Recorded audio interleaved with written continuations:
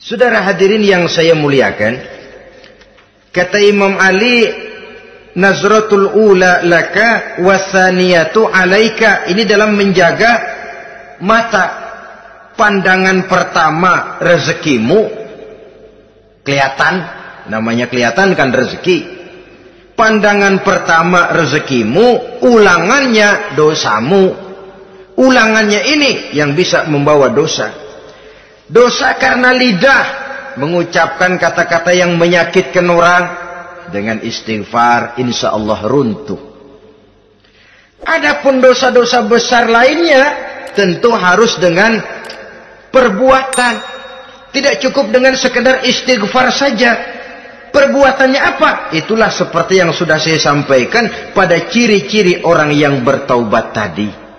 Oleh karenanya, beruntunglah kita masih diberikan umur oleh Allah.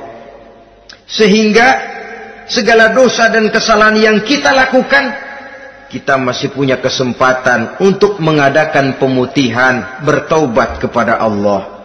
Nah, apa kemudahan yang diberikan Allah kepada orang yang melazimkan istighfar di dalam hidupnya?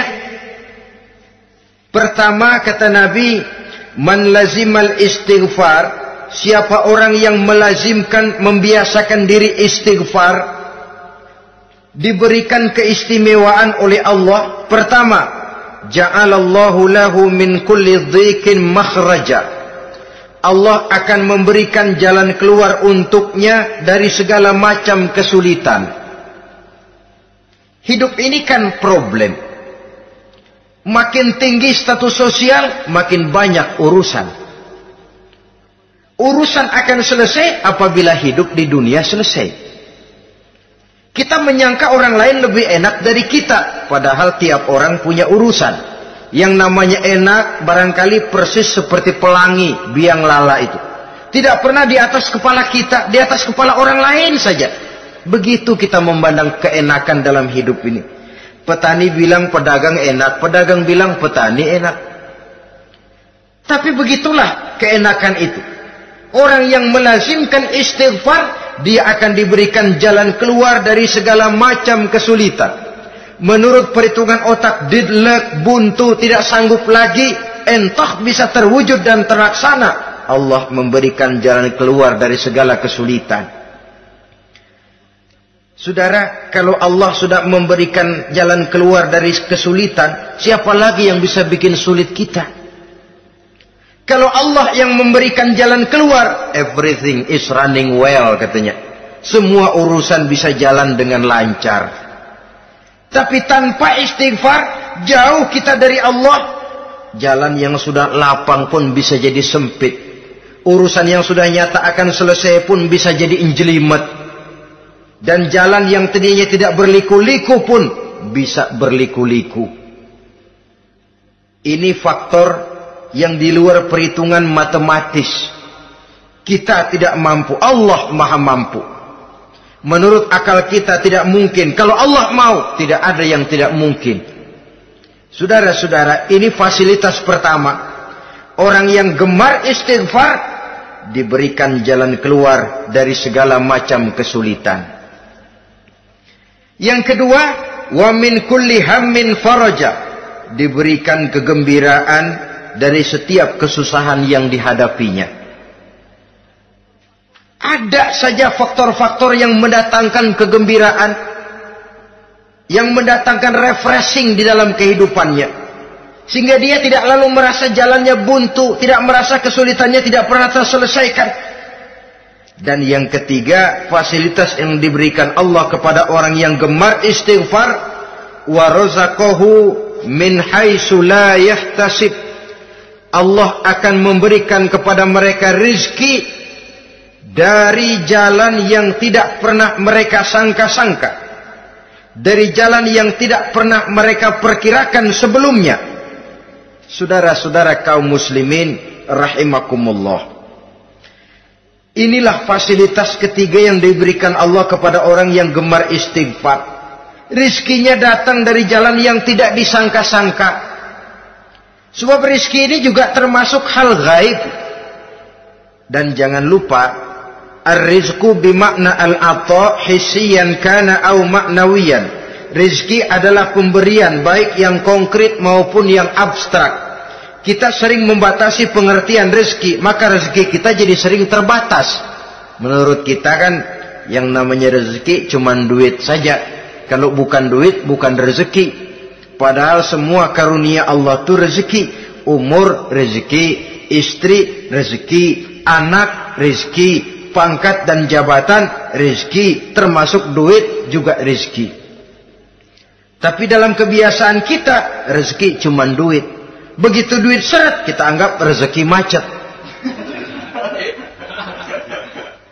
Maka akhirnya kita tidak bersyukur kepada Allah. Padahal mungkin di sektor duit macet, tapi rezeki dari segi lain, ilmu barangkali tambah, wibawa naik, pangkat naik, anak tambah, itu juga merupakan rezeki. Saudara-saudara kaum muslimin rahimakumullah, orang yang gemar istighfar ini diberikan rezeki dari jalan yang tidak disangka-sangkanya, dibukakan perbendaharaan Allah untuknya, sehingga rezekinya datang dari cara yang tidak disangka-sangka. Allah Maha Kaya. Kalau dia mau, la mani'a lima a'taita wa la mu'tiya lima mana'ta. Tidak satu kekuatan pun yang mampu mencegah apa yang hendak diberikan Allah, dan tidak satu kekuatan pun yang sanggup memberikan apa yang dicegah oleh Allah Subhanahu wa taala. Ini keistimewaan yang diberikan Allah kepada mereka yang gemar beristighfar di dalam kehidupan ini. Jangan lagi berpikir, gua sih nggak punya dosa, istighfar amat. Sombong, saudara-saudara. Manusia itu lebih baik merasa banyak dosa daripada merasa tidak punya dosa. Tanda orang bahagia, kata Nabi, 4. Pertama, orang yang selalu ingat kepada kesalahan yang pernah dia lakukan. Itu orang bahagia. Selalu ingat kepada kesalahan yang pernah dilakukannya. Sehingga pada saat akan melakukan kesalahan yang baru, dia mikir-mikir. Dosa gue yang kemarin udah 3 keranjang, nih nambah lagi. Ingatannya terhadap kesalahan yang lalu akan merupakan langkah preventif yang mencegah dirinya untuk tidak menambah kesalahannya. Orang bahagia, orang yang selalu ingat kesalahan yang pernah dia lakukan, terbayang di pelupuk mata, bukan ngumpet-ngumpetin dosa. Sebab apa yang mau kita umpetin di hadapan Allah? Yang kedua, tanda orang bahagia itu orang yang selalu melupakan kebaikannya. Kalau dia berbuat baik, dia lupakan. Dia anggap dirinya belum pernah berbuat baik. Sehingga di mana ada kebaikan, dia tidak bisa ikut. Dia merasa sangat rugi. Sebab dia anggap dirinya belum pernah berbuat baik. Yang ketiga, tanda orang bahagia, dalam urusan dunia dia lihat ke bawah, sehingga timbul rasa syukurnya bahwa kalau dia sengsara masih banyak yang lebih sengsara dari dia, bahwa kalau dia miskin masih jauh lebih banyak yang miskin dari dia, bahwa kalau dia menemui kesulitan masih banyak yang jauh lebih sulit dari dia. Dengan cara itu jiwanya akan lapang, hidupnya akan tenang, dan dia tidak pernah ingkar kepada nikmat yang diberikan Allah. Sebaliknya yang keempat, tanda orang bahagia itu dalam urusan akhirat dia lihat ke atas. Dunia lihat yang bawah, akhirat lihat yang atas. Kalau dia bisa sholat, kenapa saya tidak? Kalau dia sanggup puasa, kenapa saya tidak? Kalau dia bisa baca Quran, kenapa saya tidak? Timbul panas, nyontoh ibadah mendatangkan kebahagiaan. Rakus ibadah malah dianjurkan, rakus dunia malah tercela. Nah, lawanannya orang celaka, saudara-saudara. Orang celaka juga tandanya 4, lawanan yang tadi itu. Pertama, orang yang selalu melupakan kesalahannya. Kalau berbuat dosa lupa, sok bersih. Alah, dosa gue mah dikit. Saudara hadirin yang saya muliakan, orang yang selalu melupakan kesalahan, menganggap dirinya bersih, akhirnya kalau ingin berbuat dosa nggak mikir-mikir, tidak ada lagi yang ditimbang-timbang. Selanjutnya, yang kedua, orang celaka itu orang yang selalu mengingat kebaikannya. Akhirnya apa? Timbul sifat nepuk dada, membanggakan jasa. Lahirlah pahlawan-pahlawan kesiangan. Selalu membanggakan diri, nepuk dada. Kalau enggak saya, kalau enggak saya. Itu masjid, kalau enggak saya. Itu pesantren, kalau enggak saya. Itu umat, kalau enggak saya. Kalau enggak saya. Memangnya kalau enggak sampean kenapa? Orang yang celaka adalah orang yang selalu menghitung-hitung kebaikan yang pernah dikerjakannya. Keikhlasannya kurang, makin dia hitung, makin kurang nilai pahalanya.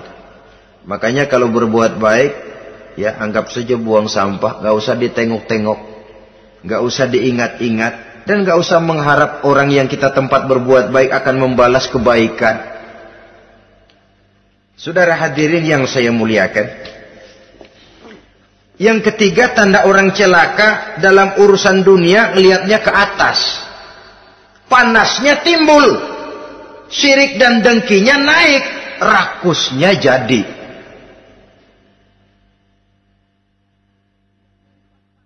Timbul sifat panasnya itu, tidak mau ngerti. Kalau tetangga saya bisa beli kulkas, kenapa saya tidak?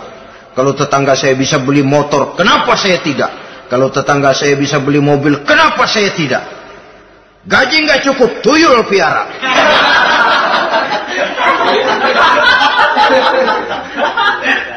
Orang itu kalau sudah didorong oleh rakus kan bisa jadi menghalalkan segala macam cara untuk mencapai tujuan.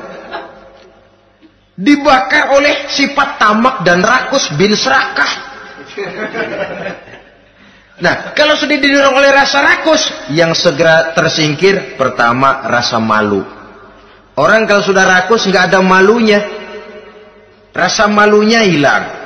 Padahal syarat jadi orang itu kan kalau punya rasa malu. Nggak punya rasa malu, kurang syarat jadi orang. Akan bagaimana jadinya masyarakat, bahkan bangsa dan negara, kalau rakyatnya sudah tidak punya rasa malu.